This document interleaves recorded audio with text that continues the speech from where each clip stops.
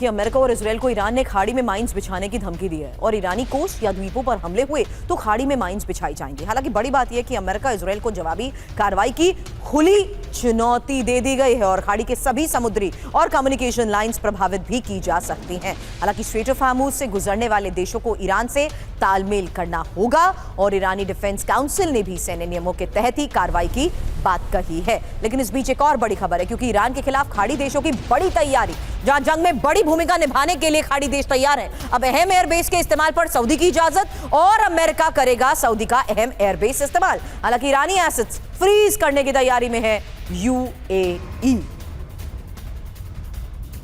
अब ईरान के खिलाफ खाड़ी देशों का ये प्लान आखिर है क्या? क्योंकि युद्ध में बड़ी भूमिका निभाने के लिए खाड़ी देशों का तैयार रहने का मतलब, सुधाकर सर सवाल आपसे, क्योंकि हमलों के जवाब में मजबूत कदम उठाने की ये तैयारी है और अमेरिका को ईरान के खिलाफ सैन्य एक्शन में मदद। हालांकि सऊदी ने अहम एयरबेस के इस्तेमाल की इजाजत दे दी है और ईरान एसेट्स फ्रीज करने की तैयारी यूएई कर रहा है। खाड़ी देशों के एनर्जी इंफ्रास्ट्रक्चर पर ईरानी हमलों को लेकर ही खबर आई है। लेकिन अब इस तैयारी का मतलब क्या है सर, कि क्या अब एस्केलेट होती सिचुएशन में इन लोगों का ये साथ और ज्यादा ईरान के खिलाफ मजबूती खाड़ी देशों के इसी प्लान के तहत ये साफ हो रहा है सर? सुरभि, बहुत अच्छा सवाल आपने पूछा है। ये सवाल के जवाब में मैं 3-4 पहलुओं को हाईलाइट करने की कोशिश करूंगा।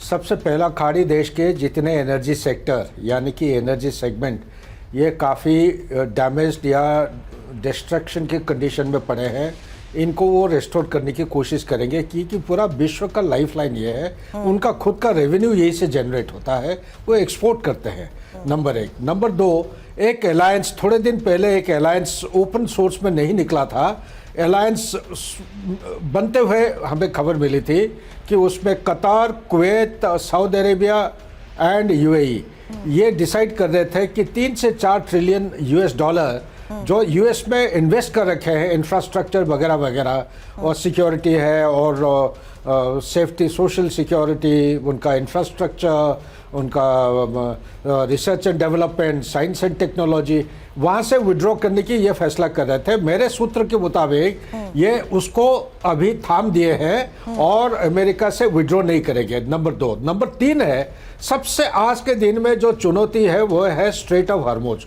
स्ट्रेट ऑफ हॉर्मुज इतना आसान ऑब्जेक्टिव नहीं है।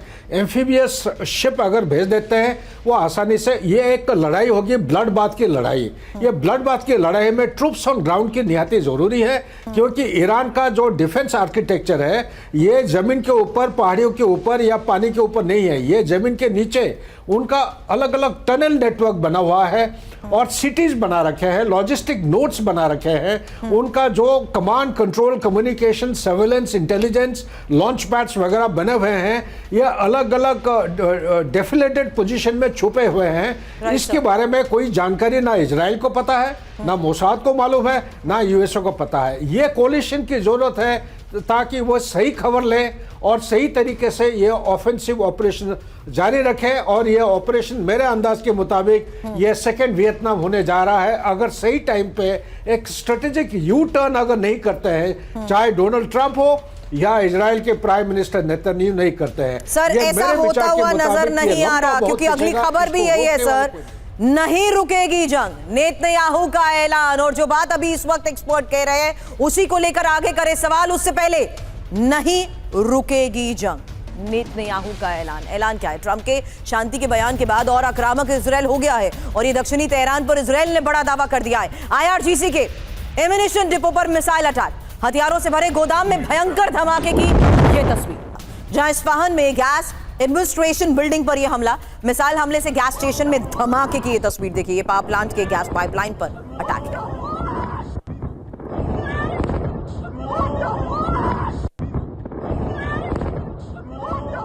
अब ईरान के एक और पावर प्लांट पर विध्वंसक वार, जहां खुर्रम शहर में एनर्जी फैसिलिटी पर अटैक, गैस पाइपलाइन में जोरदार धमाका। इजरायली हमलों पर फार्स न्यूज की ये रिपोर्ट।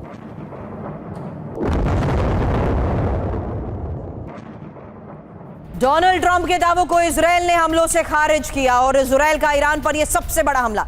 ईरान में 100 टारगेट पर एक साथ अटैक। आईआरजीसी के ग्राउंड फोर्स हेडक्वार्टर पर हमला। इजरायली एयरफोर्स ने बंकर बस्टर बॉम्ब गिराए हैं।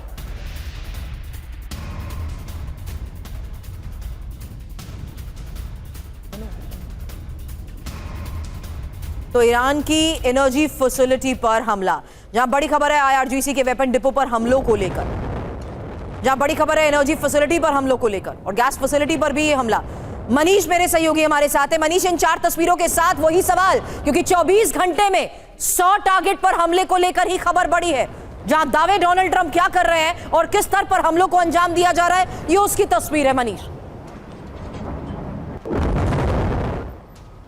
बिल्कुल, देखिए अब तो ये बात साफ तौर पर दिख रहा है कि अमेरिका और खासकर राष्ट्रपति ट्रंप चाहते हैं कि इस युद्ध से उनको एक ऑनरेबल एग्जिट मिल जाए, क्योंकि इससे अधिक वो अगर इस युद्ध को खींचेंगे तो फिर इसकी कीमत अमेरिका को चुकानी पड़ेगी, जिसके लिए अभी वो तैयार नहीं दिख रहे हैं। तो ऐसी स्थिति में वो चाहते हैं कि कोई एक अच्छा सा बातचीत के जरिए या फिर किसी तरह से एक ऑनरेबल एग्जिट निकल जाए। जहाँ तक इजराइल का ताल्लुक है तो देखिए, इजराइल का प्राइमरी लक्ष्य पूरा हो चुका है इस मायने में कि उसने एक बड़े पैमाने पर ईरान के मिलिट्री कैपेबिलिटी को नुकसान पहुंचाया है। ईरान की जो लीडरशिप है, चाहे पॉलिटिकल हो मिलिट्री हो, उसमें बहुत बड़े संख्या में उन्होंने लोगों को ख़त्म कर दिया है। तो इनको लगता है कि चलो ठीक है, 5-10 साल के लिए अब ईरान को दोबारा उतना ताकतवर होने में समय लगेगा और ऐसी स्थिति में 5-10 साल के लिए संकट टल गया है। लेकिन हाँ, ईरान के पर्सपेक्टिव से देखें तो ये जंग में इतना कुछ होने के बावजूद भी ईरान एक ऐसा विजेता बनकर निकला है। वो कहते हैं ना कि हार के जो जीत जाए वही सिकंदर है। तो इस जंग का असली सिकंदर ईरान बनकर निकला है, इसमें किसी को कोई संदेह नहीं बचा है। लेकिन इन सब के बीच जिस मिडिल ईस्ट से पूरे दुनिया का चूल्हा चौका चलता था, उस मिडिल ईस्ट में ईरान एक बड़ी ताकत के तौर पर उभरा है और अब वहाँ जो कुछ भी होगा, जो भी पॉलिटिक्स होगी, उसमें ईरान की रजामंदी अब अमेरिका को भी लेनी होगी। इस युद्ध से मोटा मोटी ये मुझे समझ इन्हीं 2 बड़ी बातों और सवालों के साथ अशोक सर आपके पास आऊंगी।